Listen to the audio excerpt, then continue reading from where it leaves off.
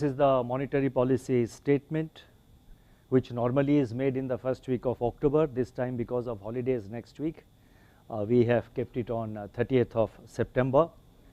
As you are aware, this process of the governor making a statement started on March 27th when we entered the period of the pandemic, and thereafter we have continued with this practice because we have been confronted with, the world has been confronted with one crisis after the other, and this statement by the governor RBI, where we spell out the details of RBI's assessment of domestic and global situation, I think is an useful communication tool for all the stakeholders and members of the public. That is the feedback we have received. Thank you for all your patience and cooperation in listening to our communication, and please permit me now to go ahead with this time's statement. In the last 2.5 years, the world has witnessed two major shocks: the COVID-19 pandemic and the conflict in Ukraine. These shocks have produced profound impact on the global economy. As if that was not enough, now we are in the midst of a third major shock, a storm arising from aggressive monetary policy actions and even more aggressive communication, especially from advanced country central banks. The necessity of such actions is driven by their domestic considerations, but in a highly integrated global financial system, they inevitably cause negative externalities through spillovers. The recent rate hikes and forward guidance about further big rate hikes have caused tightening of financial conditions, extreme volatility, and risk aversion. All segments of the financial market, including equity, bond, and currency markets, are in turmoil across countries. There is nervousness in financial markets with potential consequences for the real economy and financial stability. The global economy is indeed in the eye of a new storm. Despite this unsettling global environment, the Indian economy continues to be resilient. There is macroeconomic stability. The financial system remains intact with improved parameters. The country has withstood the shocks from COVID-19 and the conflict in Ukraine. Our journey over the last 2.5 years, our steely resolve in dealing with the various challenges, gives us the confidence to deal with the new storm that we are confronted with at present. Let me now touch upon the decisions and deliberations of the Monetary Policy Committee. The Monetary Policy Committee met on 28th, 29th, and 30th September.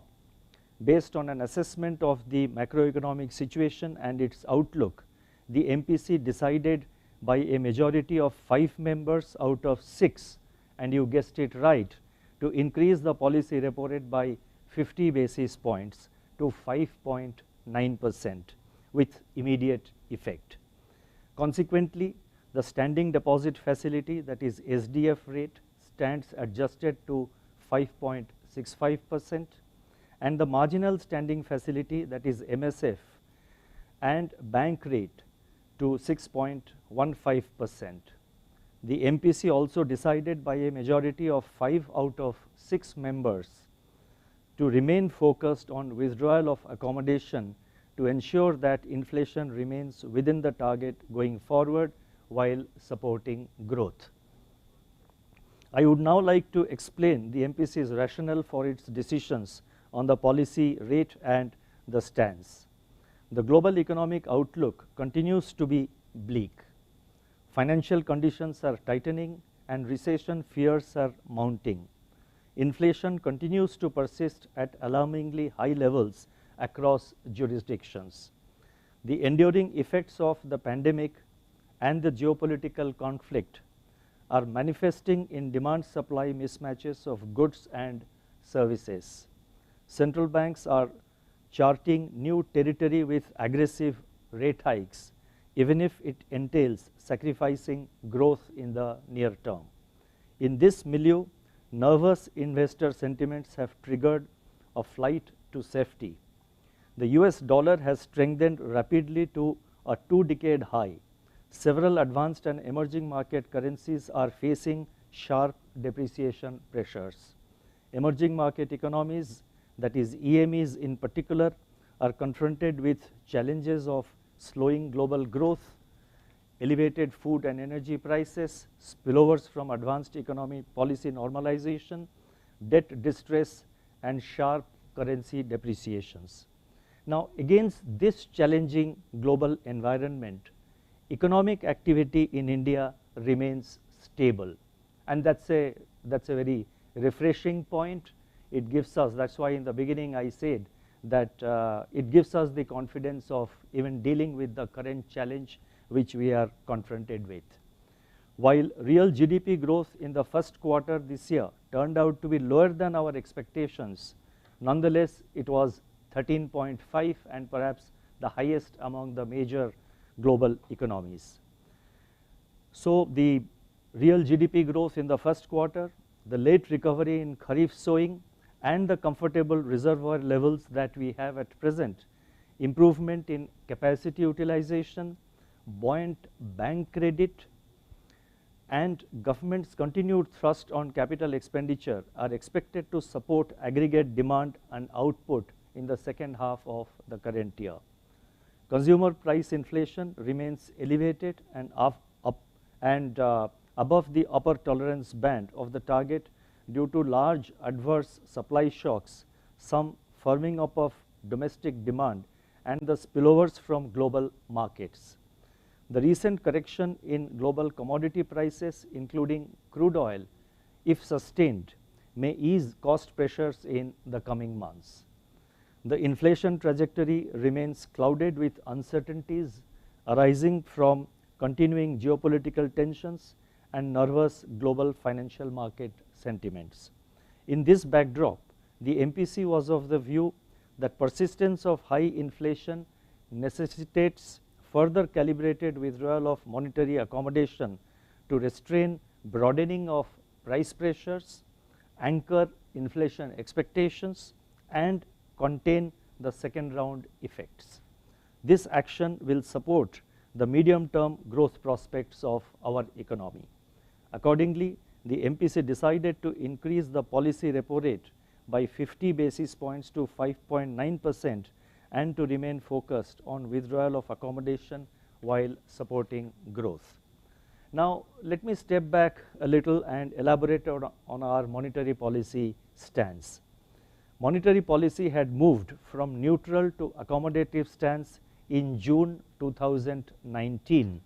At that time, repo rate was 5.75%, headline CPI inflation was hovering around 3% and was expected to be in the range of 3.4 to 3.7% in the second half of 1920, and liquidity was in deficit mode with an average daily injection of 0.3 lakh crore in May 2009 under the Liquidity Adjustment Facility, that is LAF.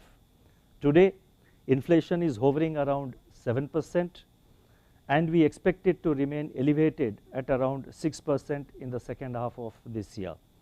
Liquidity remains surplus with average daily net absorption of rupees 1.1 lakh crore under the LAF in September 2022, and this is up to 28th September. As government expenditure picks up on the back of high GST and direct tax collections, the system liquidity will go up further. Thus, even as the nominal policy repo rate has been raised by 190 basis points so far, including the increase that we have effected today, the policy rate adjusted for inflation trails the 2019 level. The overall monetary and liquidity conditions therefore still remain accommodative, and hence the MPC decided to remain focused on withdrawal of accommodation.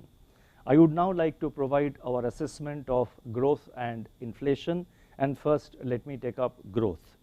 Real GDP grew by 13.5% year on year in the first quarter of this year, this financial year, that is 2022-23. Now this surpassed the pre-pandemic level by 3.8%. This was led by robust growth in private consumption and investment demand. High frequency data for the second quarter indicate that economic activity remains resilient. Private consumption has been holding up. There is sustained revival in urban demand, which should get a further impetus from the unfettered celebration of upcoming festivals after 2.5 years of living with the COVID-19 pandemic. Rural demand is also gaining gradually. Investment demand is picking up and is evident from the robust growth of domestic production and import of capital goods in July and August. Bank credit has grown at an accelerated pace of 16.2% year on year as on September 9th, as against 6.7% during the corresponding period of last year. Total flow of financial resources from banks and non-banks to the commercial sector has improved significantly to rupees 9.3 lakh crore in this financial year so far, that is up to September 9th, from 1.7 lakh crore in the corresponding period of last year. So this year the flow of commercial resources is 9.3 lakh crore compared to last year figure of 1.7 lakh crore for the same period. According to the RBI survey, seasonally adjusted capacity utilization of the manufacturing sector improved from 73% in the fourth quarter of 21-22 to 74.3% in the first quarter of 22-23, and this is in fact the highest level in 3 years. Last time I had given that the decline, I had given the unadjusted capacity utilization which had improved. That's what I had stated in the last monetary policy meeting, but I think it's always better that and that reflected the seasonal pattern. So therefore I think it is always better to look at the seasonally adjusted figures, and that is what I have attempted to provide today. Non-oil, non-gold imports remained resilient, indicating sustained revival in domestic demand. Merchandise exports growth, however, faced headwinds from unsettled external environment. In the supply side, the agricultural sector remains resilient. The monsoon rainfall was 7% above the long period average as on 29th September. Kharif sowing was 1.7% above the normal sown area as on 23rd September. The production of Kharif food grains as per the first advance estimate is only 0.4% below the first advanced estimate of last year. The reservoir levels are at 87% of the full capacity on 29 September as against the decadal average of 77%. This augurs well for the ensuing Rabi crop. Now we decided to provide all these numbers so that there is clear communication about where exactly we stand in the agricultural front. Industrial activity, as reflected in the growth of index of industrial production, slipped to 2.4% in July. India's manufacturing purchasing managers index, that is PMI, the manufacturing PMI, however, indicates sustained expansion at 5.2 in August. Business sentiment, as reflected in the manufacturing PMI, strengthened with the degree of optimism at its highest in 6 years. Service sector indicators point towards strong growth in July and August. Services PMI rebounded to 57.2 in August from 55.5 in July. Business confidence rose to a 51-month high. So I have first provided where we stand with regard to aggregate demand, where we stand with regard to aggregate supply, and within that I have focused on the agricultural sector, the industry sector, and the services sector indicators. Now looking ahead, all these factors should support aggregate demand and activity. The headwinds from extended geopolitical tensions, tightening global financial conditions, and possible decline in the external component of aggregate demand can pose downside risks to growth. Taking all these factors into consideration, which I have just narrated, real GDP growth for the current financial year 2022-23 is now projected at 7%, with second quarter at 6.3%, third quarter at 4.6%, and the fourth quarter at 4.6%, with risks broadly balanced. The growth in the first quarter of next financial year, that is 23-24, is projected at 7.2%. I would now like to focus on inflation. Global geopolitical developments are weighing heavily on the domestic inflation trajectory. Inflation inched up to 7% in August from 6.7% in July. Acute imported inflation pressures felt at the beginning of the financial year have eased, but remain elevated across food and energy items. Edible oil price pressures are likely to remain contained on improved supply from key producing countries and measures taken by the government. Going forward, there could be some tapering of selling price increases on account of easing supply conditions and softening of industrial metal and crude oil prices. With services activity showing strong rebound and some improvement in pricing power, risks of higher pass-through to input costs, however, do remain. There are also upside risks to food prices. Cereal price pressures is spreading from wheat to rice due to likely lower Kharif paddy production. The lower sowing of Kharif pulses could also cause some pressures. The delayed withdrawal of monsoon and intense rain spells in various regions have already started to impact vegetable prices, especially tomatoes. These risks to food inflation could have an adverse impact on inflation expectations. The Indian basket crude oil price was around 104 barrel in the first half of this year 22-23, and this is the actual number which has been realized. In the first half of this year, the Indian basket price was, the average was around $104 US dollars per barrel.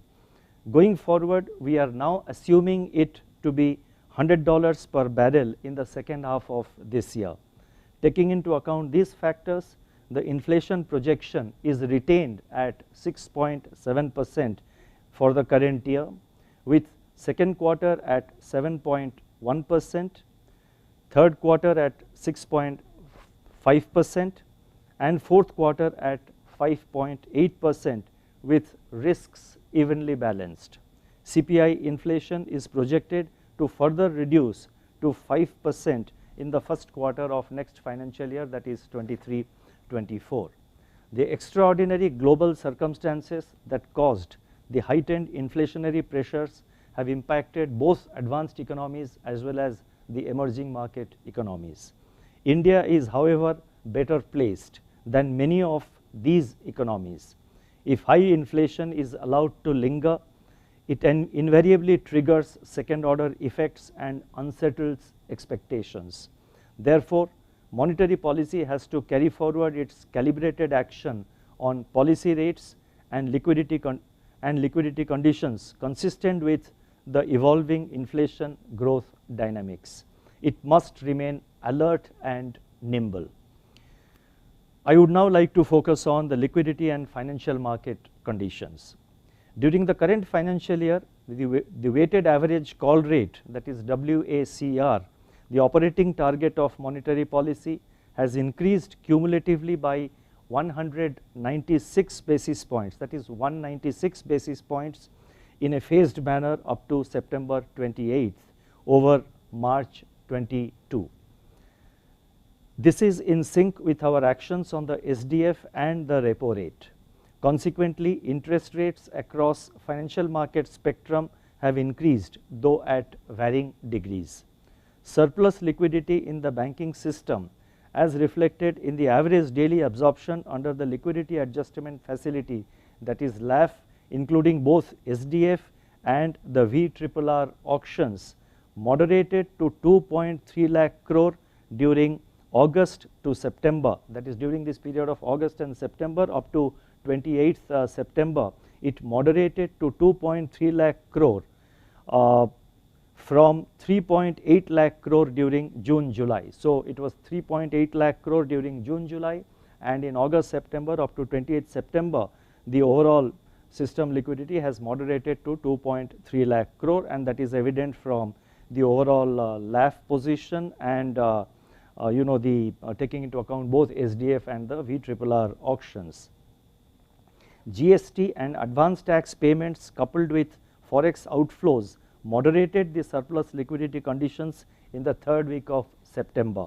This necessitated recourse to marginal standing facility by banks and liquidity injection by the Reserve Bank through variable rate repo auctions, and this is exactly in line with what we had said earlier, that the situation, the liquidity situation is constantly monitored, and as and when required the RBI will conduct fine tuning operations both to inject liquidity as well as to absorb liquidity.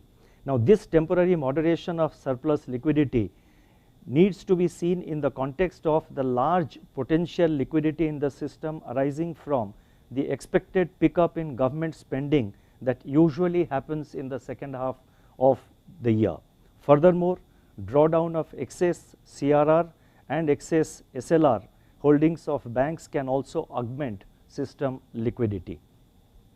In my statement of October 2021, I had stated that the Reserve Bank may complement the fortnightly main operation conducted through 14-day VRRR auctions with 28-day VRRR auctions depending upon the evolving liquidity conditions. In view of the moderation in surplus liquidity, it has now been decided to merge the 28-day VRRR with the 14-day main auction under VRRR.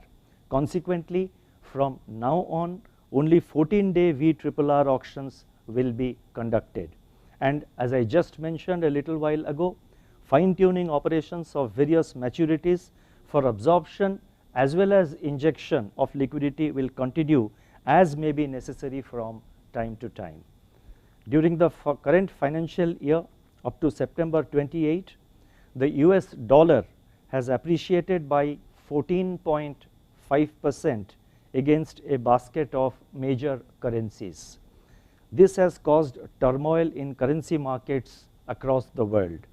The movement of the Indian rupee has however been orderly compared to most other countries. The Indian rupee has depreciated by 7.4% against the US dollar during the same period, that is from 1st April of this year to the date which I just mentioned, that is up to 28th September.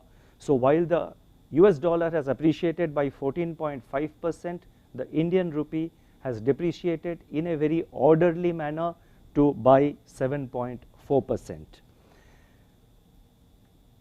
and consequently it is evident that the Indian rupee has fared much better than several reserve currencies as well as many emerging market and Asian peers.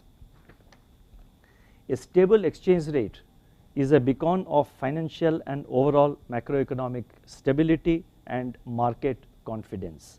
In recent days, there have been divergent views on the exchange rate of the rupee and the adequacy of our forex reserves. Let me set out the overall position once again. First, the rupee is a freely floating currency and its exchange rate is market determined. Second, the Reserve Bank does not have any fixed exchange rate in mind. The Reserve Bank intervenes in the market to curb excess volatility and anchor expectations. The overarching focus is on maintaining macroeconomic stability and market confidence. Our actions have helped in encouraging investor confidence as reflected in the return of capital flows since July. Over the medium term, the primacy of price stability embedded in our flexible inflation targeting framework provides the anchor for exchange rate stability. These are the 2 points which I mentioned. I would now like to mention the third point. Third, our interventions in the forex market are based on continuous assessment of the prevailing and evolving situation from the point of view of the approach which I just explained. The aspect of adequacy of forex reserves is always kept in mind. The umbrella, as I had said earlier, continues to remain strong. During the pandemic, forward guidance gained prominence in Reserve Bank's communication strategy. This was helpful in anchoring market expectations. In a policy tightening cycle, however, it is arduous to provide consistent forward guidance, particularly in a highly uncertain environment. In fact, forward guidance may even destabilize financial markets. Questions are often asked about the peak and terminal rates in a rate hiking cycle or in a rate tightening cycle. Without venturing into any forward guidance which can be hazardous in the present context, I would like to state that our actions will be carefully calibrated to the incoming data and the evolving scenario without being constrained by conventional or any textbook approach to policy making. Let me now focus on the external sector.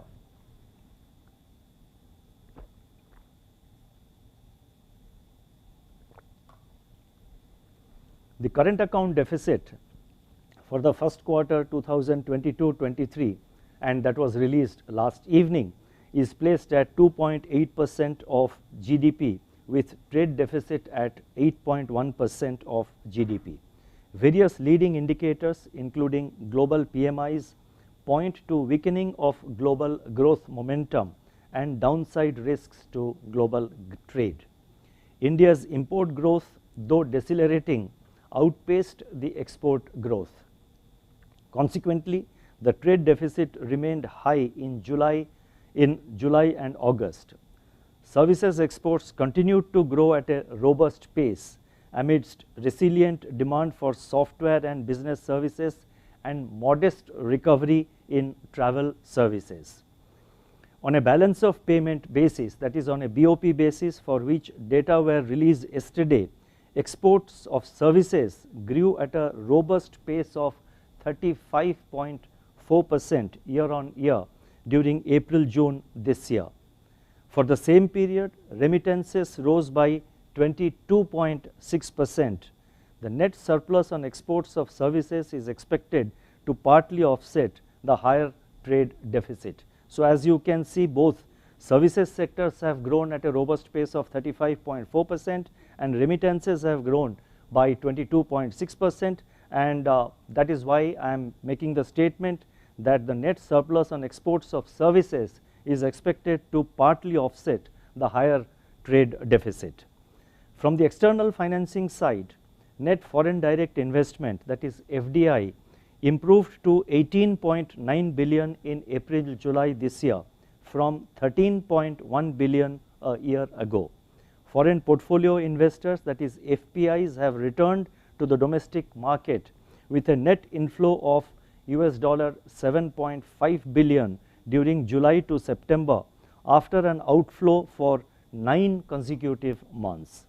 India's foreign exchange reserves now stand at $537.5 billion as on September 23rd, and this compares favorably with most peer economies. And this is important, about 67% of the decline in reserves during the current financial year is due to valuation changes arising from an appreciating US dollar and higher rates of US and higher US bond yields. Incidentally, there was an accretion of $4.6 billion to the foreign exchange reserves on BOP basis during the first quarter of the current financial year.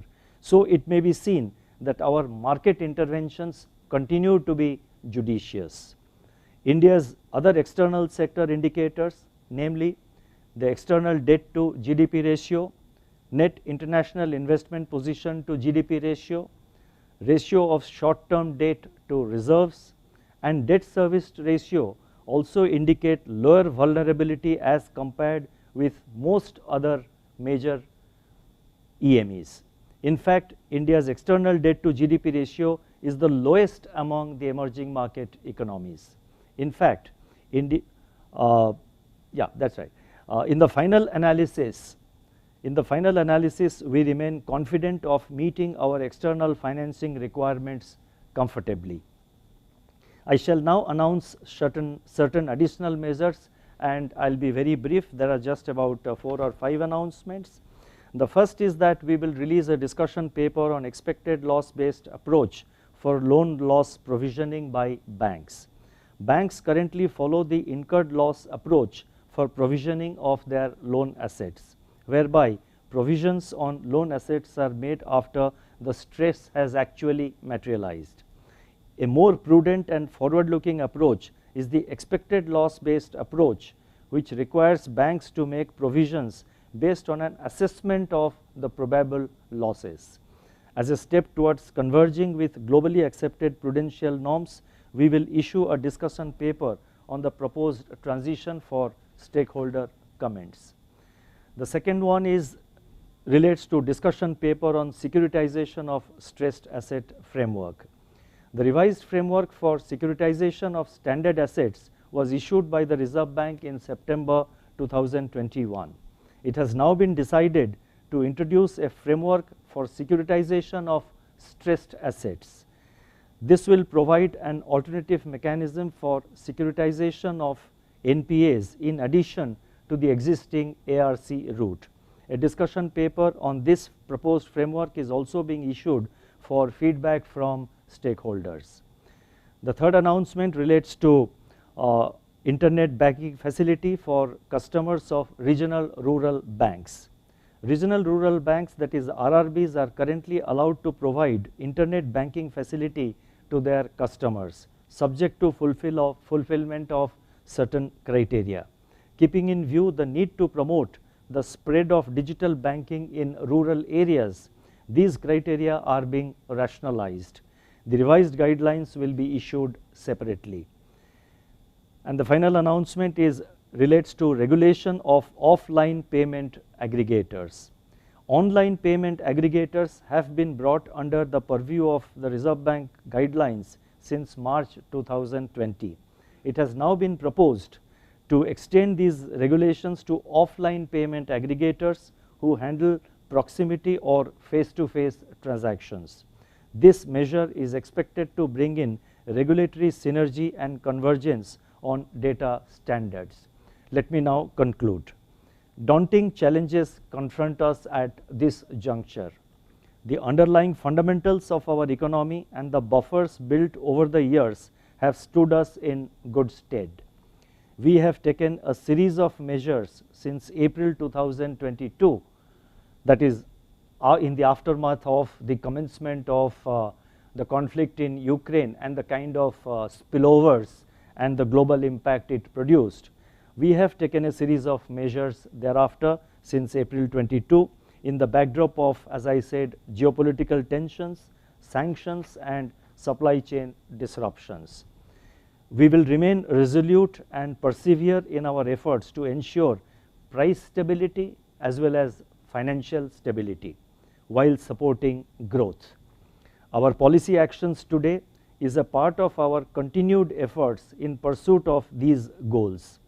As we celebrate Mahatma Gandhi's birth anniversary in another 2 days, I conclude my statement with Mahatma Gandhi's insightful words, and I quote, "We are wakeful, ever vigilant, ever striving," unquote.